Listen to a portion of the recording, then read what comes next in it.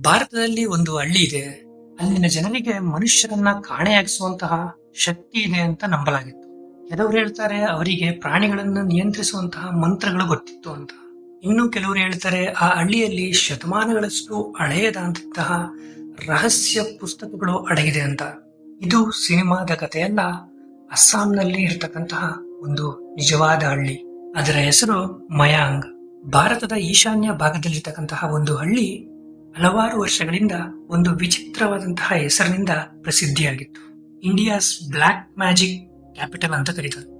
ಈ ಹೆಸರನ್ನು ಕೇಳಿದ ತಕ್ಷಣದಲ್ಲೇ ಜನರ ಮನಸ್ಸಲ್ಲಿ ಭಯ ಮತ್ತೆ ಕುತೂಹಲ ಎರಡೂ ಹುಟ್ಟುತ್ತೆ. ಆದ್ರೆ ಪ್ರಶ್ನೆ ಏನಂದ್ರೆ, ಒಂದು ಸಾಮಾನ್ಯ ಹಳ್ಳಿಗೆ ಈ ಹೆಸರು ಹೇಗೆ ಬಂತು?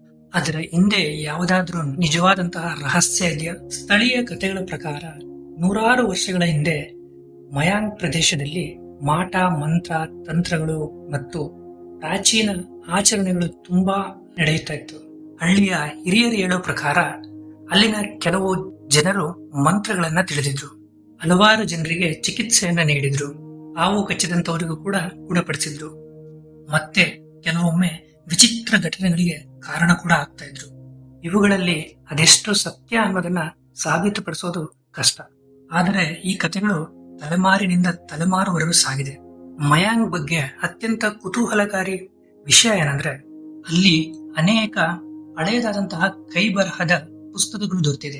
ಅಲ್ಲಿರ್ತಕ್ಕಂತಹ ಕೆಲವು ಪುಸ್ತಕಗಳು ನೂರಾರು ವರ್ಷಗಳಷ್ಟು ಹಳೆಯದಾಗಿದೆ ಎಂದು ಹೇಳಲಾಗುತ್ತದೆ. ಅವುಗಳಲ್ಲಿ ಪ್ರಾಚೀನ ಚಿಕಿತ್ಸಾ ವಿಧಾನಗಳು, ಮಂತ್ರಗಳು ಮತ್ತು ವಿಚಿತ್ರ ರೀತಿಯ ಆಚರಣೆಗಳ ಉಲ್ಲೇಖಗಳಿವೆ ಎಂದು ಶೋಧಕರು ಹೇಳ್ತಾರೆ. ಇಂದಿಗೂ ಕೂಡ ಮಯಾಂಗ್ನಲ್ಲಿ ಒಂದು ಸಣ್ಣ ಲೈಬ್ರರಿ ಇದೆ. ಅಲ್ಲಿ ಹಳೆಯ ದಾಖಲೆಗಳ ಕೆಲವು ಭಾಗಗಳನ್ನ ಸಂರಕ್ಷಿಸಲಾಗಿದೆ.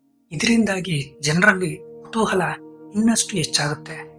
ಆದ್ರೆ ಇಲ್ಲೊಂದು ಮುಖ್ಯ ಪ್ರಶ್ನೆ ಬರುತ್ತೆ, ಈ ಎಲ್ಲಾ ಕಥೆಗಳು ನಿಜಾನ ಅಥವಾ ಜನರು ಹೇಳ್ತಾ ಇರ್ತಕ್ಕಂತಹ ಕಥೆಗಳ?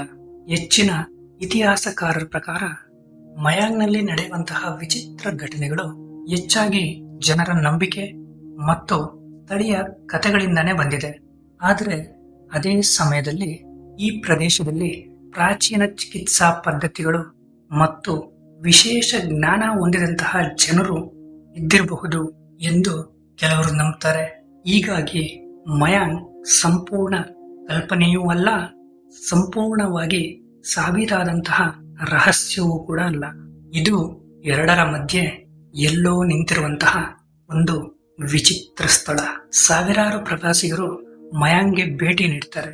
ಅದು ಅವರ ಭೂತಗಳನ್ನು ಹುಡುಕೋದಕ್ಕೆ ಅಲ್ಲ, ಅಥವಾ ಮಂತ್ರಗಳನ್ನ ಕಲಿಯೋದಕ್ಕೂ ಕೂಡ ಅಲ್ಲ. ಅವರು ಹುಡುಕುವುದು ಒಂದು ರಹಸ್ಯದ ಅನುಭವ.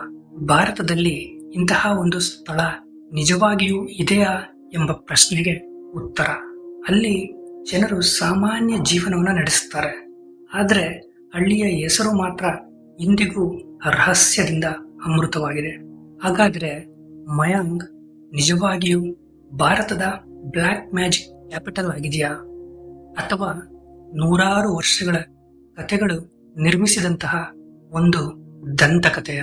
ಇಂದಿಗೂ ಕೂಡ ಈ ಪ್ರಶ್ನೆಗಳಿಗೆ ಸ್ಪಷ್ಟವಾದಂತಹ ಉತ್ತರ ಯಾರ ಬಳಿಯೂ ಇಲ್ಲ.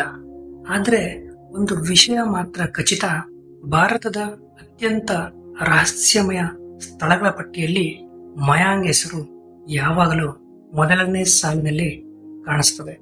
ಈ ವಿಷಯ ಎಲ್ಲ ತಿಳಿದ ನಂತರ ನೀವು ಆ ಮಯಾಂಗ್ ಹಳ್ಳಿಯಲ್ಲಿ ಒಂದು ರಾತ್ರಿ ಒಬ್ಬರೇ ಉಳಿಯುವ ಧೈರ್ಯ ಮಾಡ್ತೀರಾ? ನೀವು ಇಂತಹ ವಿಚಿತ್ರ ಸ್ಥಳಗಳು, ಕಾಣೆಯಾಗಿರುವ ಜನರು ಮತ್ತು ಜಗತ್ತಿನ ಅತ್ಯಂತ ರಹಸ್ಯಮಯ ಘಟನೆಗಳ ಬಗ್ಗೆ ಇನ್ನಷ್ಟು ವಿಡಿಯೋಗಳನ್ನು ನೋಡಲು ಇಷ್ಟಪಟ್ಟರೆ MGM ಡಾರ್ಕ್ ಸ್ಟೋರೀಸ್ ಅನ್ನ ಸಬ್ಸ್ಕ್ರೈಬ್ ಮಾಡ್ಕೊಳ್ಳಿ. ಮುಂದಿನ ವಿಡಿಯೋದಲ್ಲಿ ಮತ್ತೊಂದು ನಂಬಲ ಸಾಧ್ಯವಾದಂತಹ ರಹಸ್ಯದೊಂದಿಗೆ ಭೇಟಿಯಾಗೋಣ.